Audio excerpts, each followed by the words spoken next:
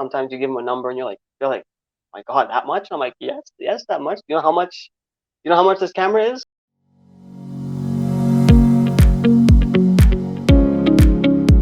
Well, my name is Riyadh Rahaman. I'm 23 years old and I'm from Princetown. But I was born in Trinidad, but I grew up in New York for 10 years and then moved back to Trinidad when I was 11, and I've been living here ever since. So I kind of just kind of adopted, kept the accent as well, because people usually ask me about that first. And I'm I guess, three things: YouTuber, filmmaker, and videographer. I realized that I really like this YouTube thing and making videos, and not just videos, but films and storytelling as it just kind of went along.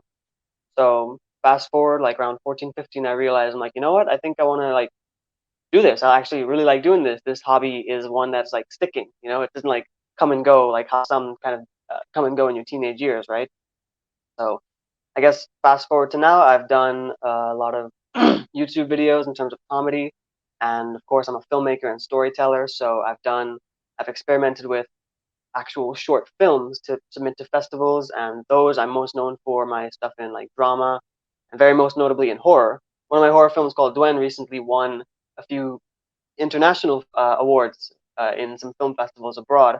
A big part as to why I'm able to kind of experiment and do these things is because I got the support from my parents. Really, anything that you want to do, there are jobs for it. You know what I mean? I mean, kids who say, oh, they want to grow up and play video games, as stupid as that may sound, I mean, that's actually a business. People actually, there's esports, that's actually a thing. People, YouTubers and stuff like that too. So, I mean, I would always encourage parents to kind of guide their kids in terms of things that they want to do. Let's look at the following you have thus far, the business side of it. Mhm. So within your platforms, which social media has your biggest audience? So TikTok actually very quickly kind of surpassed my YouTube. Not even by, I would say, not even putting my full effort into it.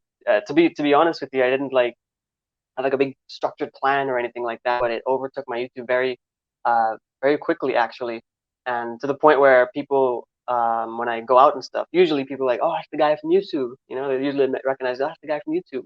But nowadays I'm getting the one or two, oh, you're the guy from TikTok. I see you from TikTok. So just by going out and everything, I can come to the understanding that TikTok is probably getting bigger than YouTube. People are starting to see me more on that platform than on YouTube. It's also kind of cool to see that my work can live on a kind of younger demographic site like TikTok, where it's a lot of just kids.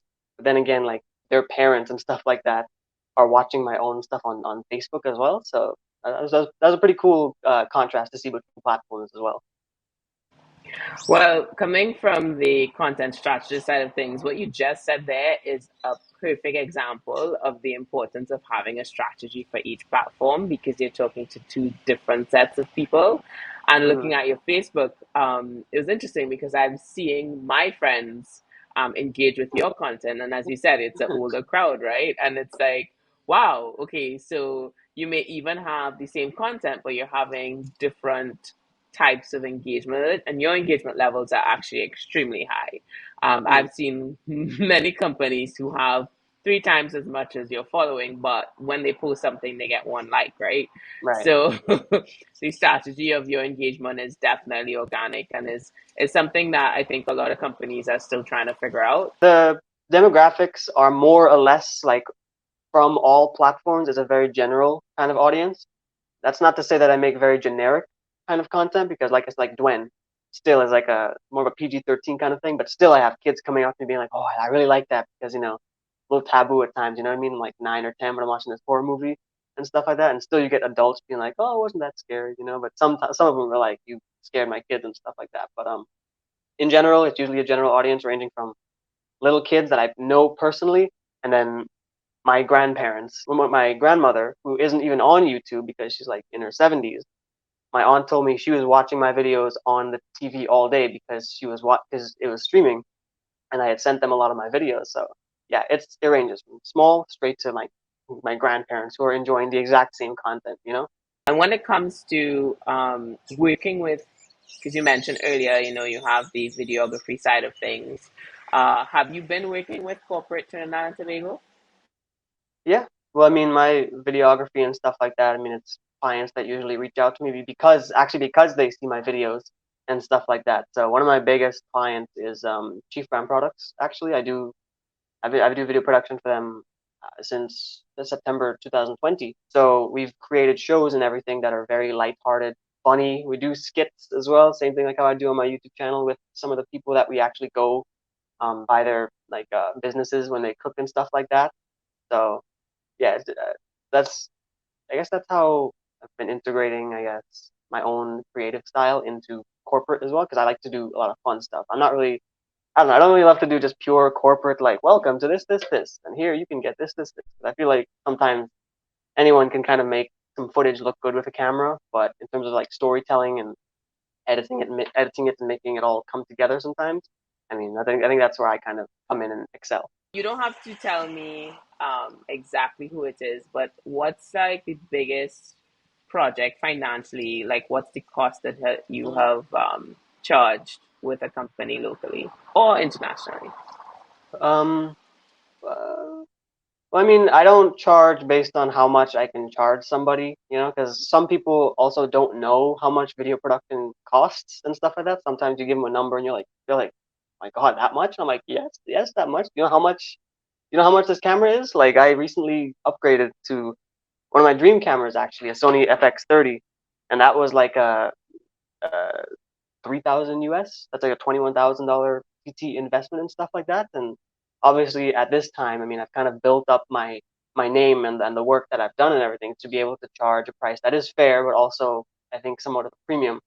So it depends basically on the project, because some people just want to do one video and that, and other people have like one where they will have multiple videos. So I would it would range like low end like 3 to maybe like 10,000, but I've never charged more than 10,000. So, would you consider yourself a competitor in comparison to what's considered traditional, which is like newspaper, TV, and radio? Um, yeah, I guess so. I mean, I'm not like that's not like my intention. I'm trying to take away, business from these people or something like that. But I mean, yeah, in a way it is, because it's like social media and doing video production with these people like myself, and even hiring like influencers and stuff like that to talk about your brand or something like that. That's like another option, basically, in terms of you have like $5,000. Okay, where do I put this? TV, radio. Okay, then there's the online space. And I mean, again, there's some people kind of stuck in the traditional method of like they don't really take online kind of seriously. Oh, those social media videos, little TikToks and stuff like that. These influencers just doing stupid stuff. We kind of know what works. You know what I mean? Especially if you're looking at doing um, targeting a younger audience and stuff like that. Younger audiences isn't reading a newspaper or listening to radio.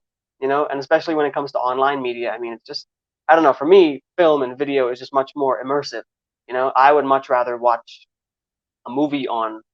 Again, I'm not even talking about business here, but I would much rather watch a video, learning something by watching a video rather than reading it in a newspaper. So I always ask this question to all of our. I know you don't like to refer to as influencers, but I'm sorry, you are influencing. Um, Yeah, so, sure. what would you say is the biggest myth about what you do? Hmm. Um. Well, I guess there's two. One is that I guess it shouldn't be taken seriously. Again, like I kind of already kind of said that, but the kind of traditional way of I guess people who are more traditional based, in terms of like the older generation who don't really understand or don't really want to get with the times in a way. I know it's kind of foreign sometimes when these new platforms like TikTok and everything show up and you just don't understand the humor or like the environment that it surrounds and stuff like that. So you don't really take it seriously as like a viable business source again, because it's funny because you see brands who are picking up on this using it, like Gen Z and stuff like that, like the Kitchen Nightmares YouTube channel with Gordon Ramsay. They just upload clips of YouTube videos, but they definitely have someone my age running the marketing because all the titles and stuff like that is very Gen Z kind of humor and stuff like that and everything, and it works because all the comments like whoever this marketing guy is like deserves a raise because like they're just like speaking to us, So I think that yeah, not taking it seriously or influencers or this online space seriously is one of them. And then I guess another The second one is, I guess, that it's kind of easy. You know, uh, some people think it's easy to just, have your phone, just do this. All right, that took 15 seconds, upload, and then that's about it. Oh, I don't really play video games or make video game content, but some people also watch it like, oh, you're just playing video games. That can't be that hard. And you have brands throwing money at you to sponsor this event and stuff like that. Like, no, it's like, as much as you don't want to treat it like a business, I mean, you're still growing a business. You're growing a platform of people. You don't just randomly throw up videos and it gets 100,000 views.